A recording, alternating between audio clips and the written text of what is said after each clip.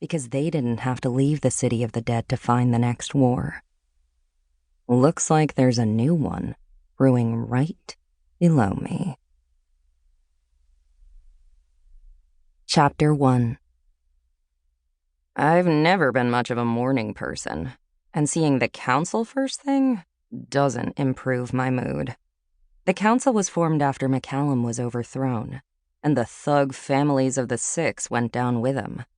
I know that bullets and bragging are no way to run a city, but I don't think that boring meetings at 6 in the morning are the way to go either. I'm yawning and have a knuckle in my eye when somebody says my name.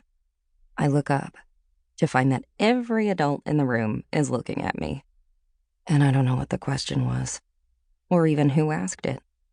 I play for time, scanning faces, hoping one of them seems friendly. They don't. Not a single person is glad I'm here. I bet they're all wishing I was Maximum Ride, the hybrid hero sitting in this chair.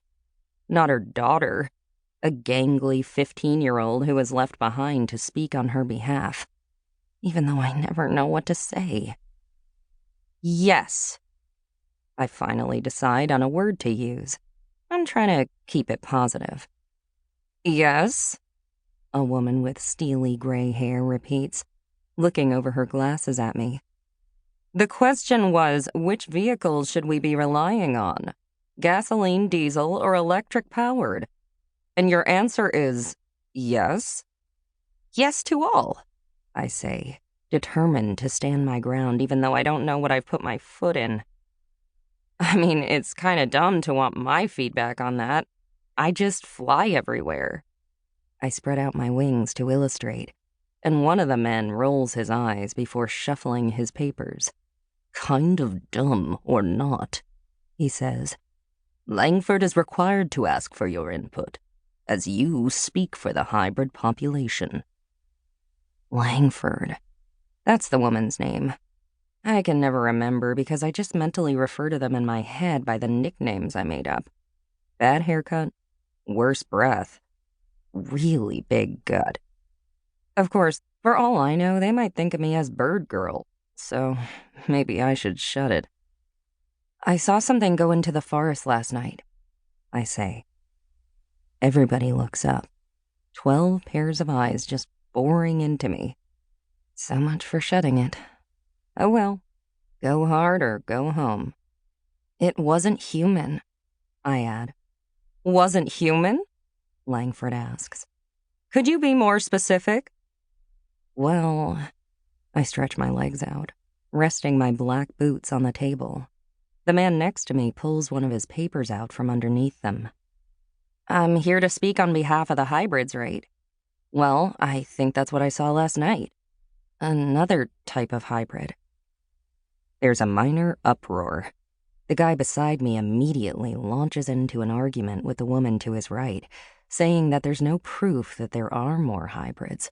She's just a science experiment gone wrong, he says, hooking his thumb back over his shoulder in my direction.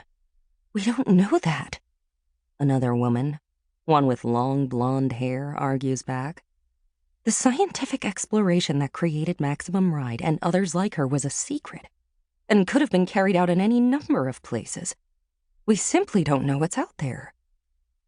I'd rather be referred to as an exploration than an experiment, but I don't have time to share my preferences.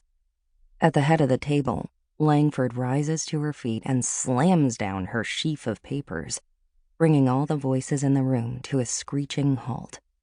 Is this what happens when I don't bring coffee? She asks, and the tension in the room evaporates into polite laughter. No, she glances down at her notes. I think we've agreed solar power is our best bet for the moment, but that some of the panels need repair. Holden, that's your area. The guy I think of as worse breath nods. Holden, I remind myself. His name is Holden. Langford refers to her papers again. And as far as weapons resources go, we'll need to contact former members of the 6 families and see if any of them would be willing to share.